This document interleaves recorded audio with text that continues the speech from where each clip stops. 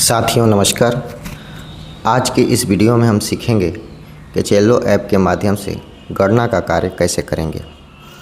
इसके लिए जैसे ही हम चेलो ऐप अपने मोबाइल में लॉगिन करते हैं, हमारे सामने इस तरह का इंटरफेस खुल के सामने आता है, जिसमें आपकी HLB दी हुई होती है जो आपको आवंटित है, आपका राज्य, जिला, गांव, वार्ड नंबर और HLB नंबर दिया हुआ आता है। और यहाँ आप जो नज़री नक्शा बनाए हुए हैं उसमें जो भवनों की संख्या आपने दिया है टोटल, उसको यहाँ भवनों की संख्या लिखनी है। और यहाँ पे उसमें जो जनगणना मकान की संख्या हो, चूँकि आपको पता है कि एक भवन में एक जनगणना मकान या 2 जनगणना मकान या 3 जनगणना मकान भी हो सकता है। तो कहने का मतलब ये कि भवनों की संख्या से अधिक जनगणना मकानों की संख्या होगी। तो यहाँ भवन की संख्या और यहाँ जनगणना मकान की संख्या अपनी नजरिए नक्शा के अनुसार हम भर लेंगे और मकान सूचीकरण कार्य पे क्लिक करेंगे और हम आगे बढ़ जाएंगे। जैसे ही हम आगे बढ़ेंगे, यहाँ हमको 6 बॉक्स खुल के सामने आएंगे। इन्हीं 6 बॉक्सों में आपको कार्य करना है। लेकिन गणना के जो कार्य हैं वो पहले बॉक्स मकान सूची की प्रविष्टि से शुरू होता है। तो सब हम गणना का कार्य शुरू करने के लिए मकान सूची की प्रविष्टि पे क्लिक करते हैं। यहाँ लाइन क्रमांक आपको अपने आप भरा हुआ मिलेगा, इसमें आपको कुछ नहीं करना है। चूँकि इसके पहले हमने पहले भवन की गणना कर ली है, इसलिए यहाँ लाइन क्रमांक 2 दे रहा है।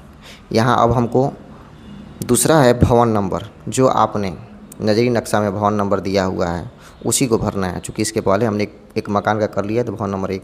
यहाँ हम भवन संख्या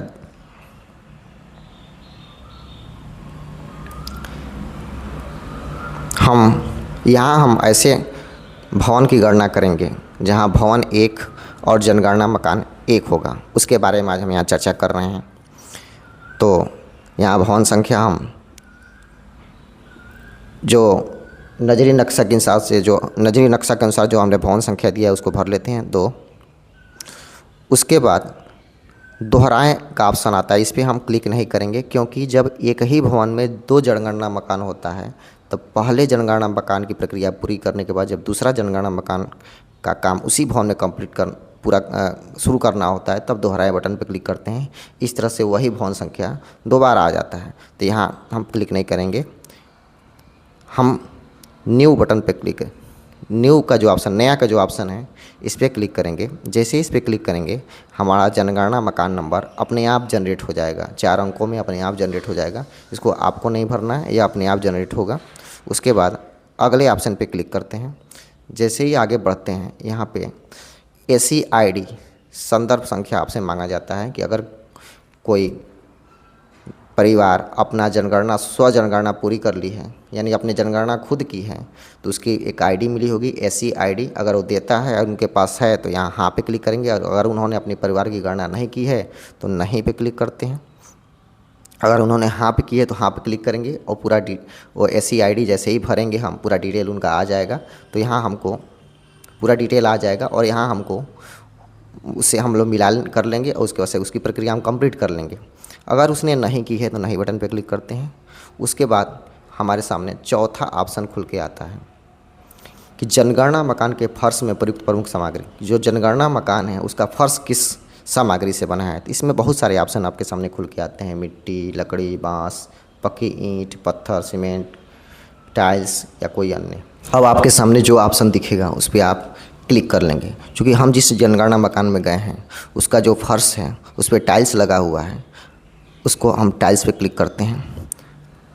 आगे हाँ, यहाँ ध्यान देने योग्य बात है कि अगर उसका फर्श का ज़्यादातर हिस्सा जिस चीज़ का बना होगा हम उसी पे क्लिक करेंगे।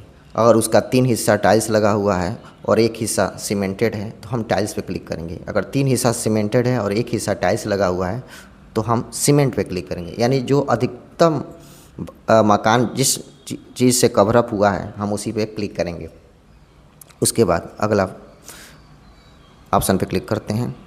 इसके बाद पूछ रहा है जनगणना मकान की दीवार किस सामग्री की बनी है। तो हमारे सामने इतने सारे ऑप्शन खुल के आते हैं। तो जो इसकी दीवार है हम यहाँ पे पक्की ईंट का चयन करते हैं और अगले ऑप्शन पे क्लिक करते हैं। छठा प्रश्न है कि जनगणना मकान की छत किस सामग्री की बनी है। तो इन सभी ऑप्शनों में से हम जहाँ पे गए हैं उसका जो छत है वो कंक्रीट का बना हुआ है। यहाँ पे बहुत सारे ऑप्शन है, घास फूस, प्लास्टिक, पॉलीथीन, हस्त निर्मित टाइल्स, कुछ हाथ द्वारा निर्मित टाइल्स होते हैं, मशीन द्वारा निर्मित टाइल्स, पक्की ईंट, ये सब चीज़ें हैं। तो यहाँ पे जो छत है कंक्रीट का बना है, हम कंक्रीट पे क्लिक करते हैं, आगे बढ़ते हैं। सातवां ऑप्शन है जनगणना मकान के उपयोग का पता लगाएं कि जनगणना मकान का क्या उपयोग है। तो इसमें बहुत सारे ऑप्शन हैं। पहला आवास, दूसरा आवास सह अन्य उपयोग। यह केवल आवास के लिए प्रयोग होता है कि आवास के साथ साथ उसमें दुकान भी चलती है, या आवास के साथ साथ कोई हॉस्पिटल भी चलता है, आवास के साथ साथ उसमें कोई ब्यूटी पार्लर चलता है। इस तरह का अगर कुछ हो तो आवास सह अन्य उपयोग करेंगे।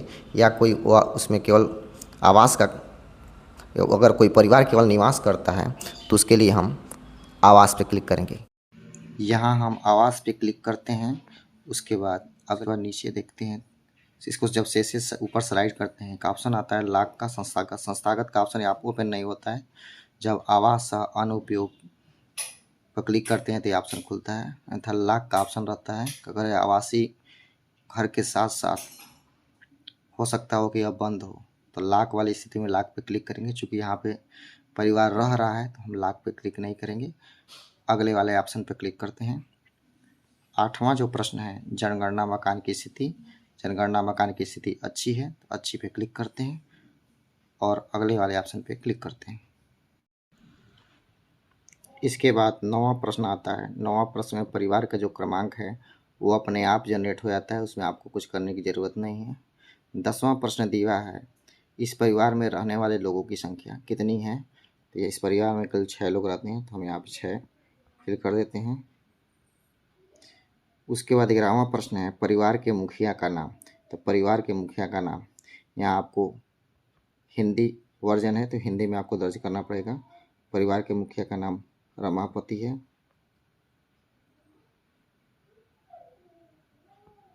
हम रमापति भर लेते हैं। मुखिया का नाम लिखने के बाद हम अगला ऑप्शन क्लिक करते हैं।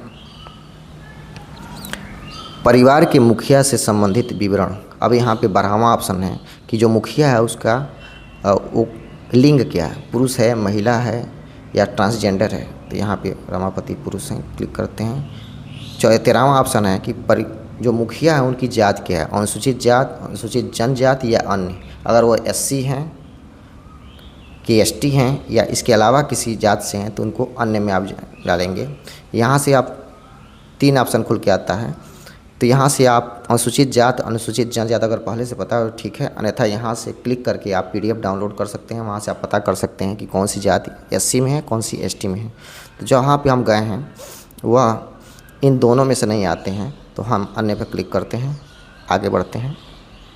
इस मकान के स्वामित्व की स्थिति। मकान किसका है जिसमें वो रहते हैं, अपना है, ये किराए पर रहते हैं लेकिन उनका मकान कहीं और है, किराए पर है, कोई मकान नहीं है, या अन्य कोई। तो चूँकि उनका अपना निजी मकान है तो अपने पे क्लिक करते हैं। अपना पे क्लिक करने के बाद 15वां जो ऑप्शन है उसमें दिख रहा है कि इसमें रहने वाले कमरों की संख्या। तो यहाँ आपको कमरों की संख्या लिखना है, जिसमें आपको रसोई घर, पूजा घर, बरामदा की संख्या नहीं लिखनी है, जिसमें लोग रहते हैं उसकी संख्या लिखनी है। अर्थात चूँकि हम जहाँ पहुँचे हैं उनके कमरों की संख्या 4 है उस मकान में, तो हम 4 पे क्लिक करते हैं, 4 लिखते हैं। और 16वां प्रश्न है कि इस परिवार में रहने वाले विवाहित दंपतियों की संख्या। इस परिवार में 2 दंपति रहते हैं तो यहाँ 2 लिख लेते हैं। उसके बाद अगला ऑप्शन पे हम क्लिक करते हैं। 17वां पेयजल का मुख्य स्रोत। तो यहाँ पे जो घर है इसका पेयजल का जो मुख्य स्रोत है, इतने सारे ऑप्शन हैं तो उनका मुख्य स्रोत हैंडपंप है, हैंडपंप पर क्लिक करते हैं, आगे बढ़ते हैं। पेयजल स्रोत की उपलब्धता। यहाँ आपको ध्यान देना है, पेयजल स्रोत की जो उपलब्धता है इसके लिए 3 ऑप्शन है। परिसर के अंदर, परिसर के निकट, की दूर। परिसर के अंदर का मतलब उनके मकान के जो परिसर है, जो कैंपस बना है उसके अंदर हो। परिसर के निकट का मतलब अगर आप ग्रामीण क्षेत्र के रहने वाले हैं तो 500 मीटर के अंदर हो, और शहरी क्षेत्र के हैं तो यहाँ पे आपको 100 मीटर के अंदर अगर पानी की व्यवस्था हो तो उसको परिसर के निकट माना जाता है, अन्यथा दूर माना जाएगा। तो चूँकि इनके घर पे व्यवस्था है तो हम परिसर के अंदर पे क्लिक करते हैं, अगला ऑप्शन पे क्लिक करते हैं। 19 प्रकाश का स्रोत। यहाँ प्रकाश का स्रोत क्या है, तो यहाँ इनके यहाँ प्रकाश का स्रोत का मुख्य जो स्रोत है वो बिजली है। अगला ऑप्शन पर क्लिक करते हैं। शौचालय की सुलभता केवल परिवार के लिए है, अन्य परिवारों के साझे में है, सार्वजनिक शौचालय है कि नहीं है, खुले में जाते हैं? तो हाँ है, लेकिन केवल इनके एक परिवार के लिए है। अगला पे क्लिक करते हैं। 21 नंबर है शौचालय का प्रकार। वो शौचालय किस प्रकार का है? पाइप, फ्लश शौचालय से जुड़ी हुई है, सेफ्टी टैंक है, अन्य पद्धति। 2 गड्ढों वाला शौचालय है, 1 गड्ढे वाला शौचालय है, सर्विस शौचालय है। तो यहाँ फ्लश और ये इससे जुड़ी हुई है, तो हम इस पर क्लिक करते हैं। पहला ऑप्शन इसमें सही है। इसमें जो भी आपको ऑप्शन लगता होगा वहाँ पे तो उस पर आप क्लिक करेंगे। अगला बटन 22वां प्रश्न है गंदे पानी की निकासी किससे जुड़ी हुई है?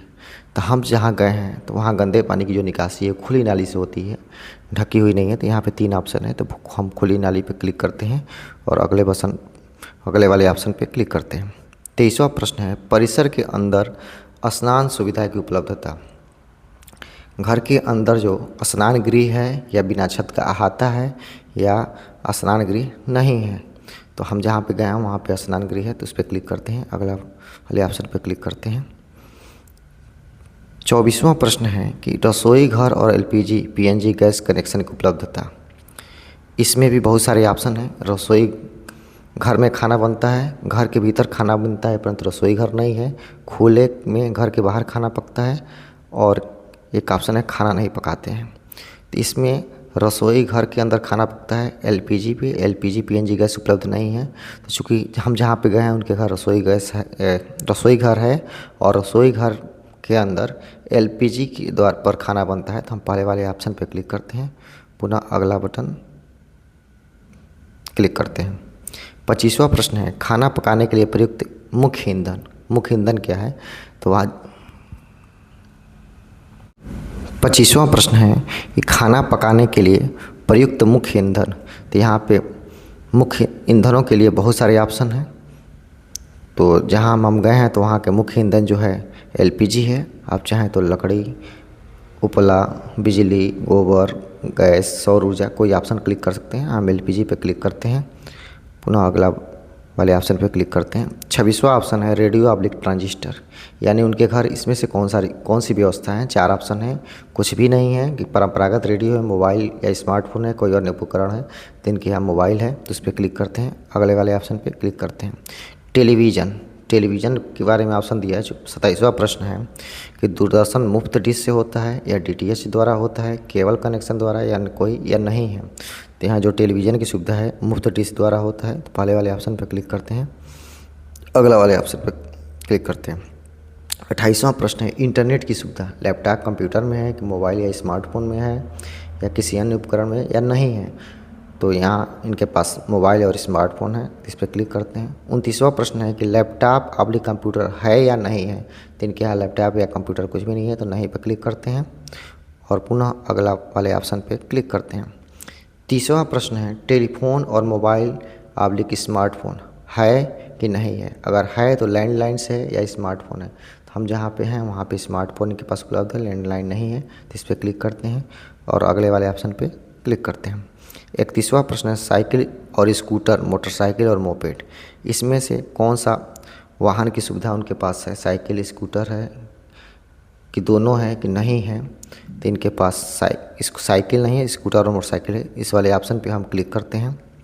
32वां प्रश्न है कार जीप वैन, यानी उनके पास कोई 4 व्हीलर की सुविधा है या नहीं है। तो इनके पास कोई 4 व्हीलर नहीं, अगर है तो हाँ पे, नहीं है तो नहीं पे क्लिक करते हैं। अगला क्लिक करते हैं। 33वां प्रश्न है परिवार द्वारा उपभोग किए जाने वाला मुख्य अनाज। हम चावल, गेहूँ, ज्वार, बाजरा, मक्का, कोई अन्य। तो हम जिस क्षेत्र में रहते हैं वहाँ के लोगों द्वारा सबसे ज़्यादा जो प्रयोग किया जाता है वो चावल है। तो हम चावल पे क्लिक करते हैं और पुनः अगला वाले ऑप्शन पे। 34वें प्रश्न में आपको परिवार का मोबाइल नंबर भरना है। आपको बता दें कि यहाँ जो मोबाइल नंबर भरा जाएगा केवल गणना के लिए है, और यह गोपनीय रहेगा, किसी के साथ शेयर नहीं किया जाएगा, ना ही इस पर कोई OTP जाएगा।